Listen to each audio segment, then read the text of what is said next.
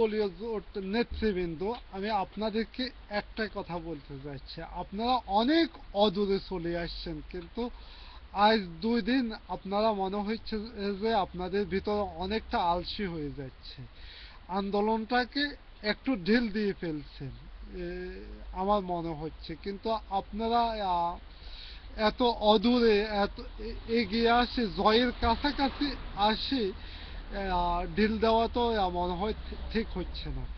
আজকে আমরা আমার নেত্রী এবং জনাব তারেক রহমান নির্বাচনে অংশগ্রহণ করার জন্য অনুমতি দিয়েছে, কিন্তু আপনারা অনুমতি দিয়েছে ঠিক মতো, নির্বাচনও ঠিক মতো করতেছেন।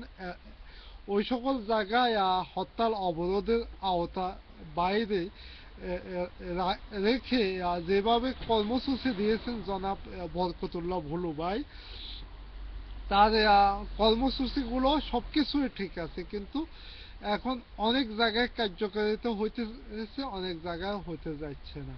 আপনারা তৃণ এবং বৃহৎ নেতৃবৃন্দ, আপনারা সবাই একযোগে একসাথে হাতে হাত রেখে কাঁধে কাঁধ রেখে অন্তত নির্বাচন পর্যন্ত তীব্র থেকে তীব্র আন্দোলন করার প্রতি আমি আহ্বান জানাচ্ছি ইটালি বিএনপির পক্ষ থেকে। আপনারা আপনারা এখন আরো তীব্র যদি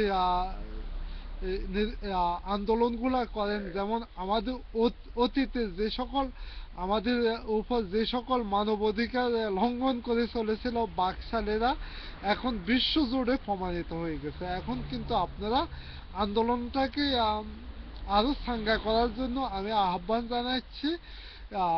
যত যতই চাঙ্গা রাখবেন আন্দোলনটাকে, কিন্তু আপনাদের জয় অতি নিশ্চিত। এবং এটা যদি আপনারা একবার ঢিল পড়ে যান, কিন্তু আবার সবকিছু নতুন করে শুরু করতে হবে। আপনারা এখন যে অবস্থানে আছেন এই অবস্থান থেকে এগিয়ে আসুন, কারণ এখন সরকারের ভাণ্ড অর্থ থেকে সব দিকে দিয়ে শূন্য হয়ে গেছে, এমনকি সারা বিশ্বের চাপে আছে। এই সুযোগে আপনারা সব দিকে মাথা খাটায় কাজ করার প্রতি জন্য আমি আহ্বান জানাচ্ছি দেশ নেত্রী বেগম খালেদা জিয়ার নেতৃত্বে। আমার নেতৃবৃন্দদের প্রতি 20 দলীয় জোট বিএনপি কোনো সময় কোনো কালে নেতৃবৃন্দদের প্রতি অবিচার করে নাই, আপনাদের প্রতি অবিচার হবে না। আপনারা যোগ্য সময় যোগ্য পুরস্কার অবশ্যই দেশ নেত্রী বেগম খালেদা জিয়া এবং তারেক রহমানের কাছ থেকে পাবেন। দেশকে এবং জাতিকে রক্ষা করার জন্য এখন এই সুযোগটা আপনারা কাজে লাগুন। আপনারা মনে রাখবেন, আমরা 1971 সালে 9 মাস যুদ্ধ করে বাংলাদেশ স্বাধীন করেছি, কিন্তু এই সন্ত্রাসী সরকার তার চাইতে কম না। এটাও ঠিক একই রকম, কিন্তু এখন আমাদের অনেক শহীদ ভাইরা শহীদ হয়ে হয়ে গেছে, কিন্তু তারা এখন আপনাদের দিকে তাকিয়ে আছে। তাদের একমাত্র স্বপ্ন ছিল এই দেশে গণতন্ত্র উদ্ধার হবে, কিন্তু আপনারা তাদের স্বপ্ন বৃথা যেতে দিয়েন না। খোদা হাফেজ। হাফেজ। বাংলাদেশ জাতীয়তাবাদী জিন্দাবাদ।